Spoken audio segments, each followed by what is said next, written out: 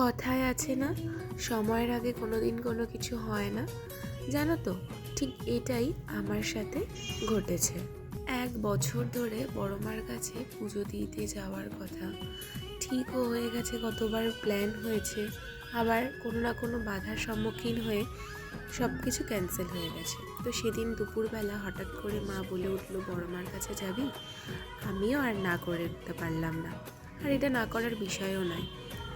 তো তাড়াতাড়ি করে রেডি হয়ে আমরা চলে গেলাম বড় মার কাছে পুজো দিতে।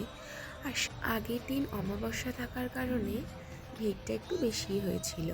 3.5 ঘন্টা লাইনে দাঁড়ানোর পর প্রথমবারের জন্য যখন বড় মায়ের মুখটা দর্শন করতে পারলাম, ভিতর থেকে একটা আলাদাই শান্তি অনুভব হচ্ছিল।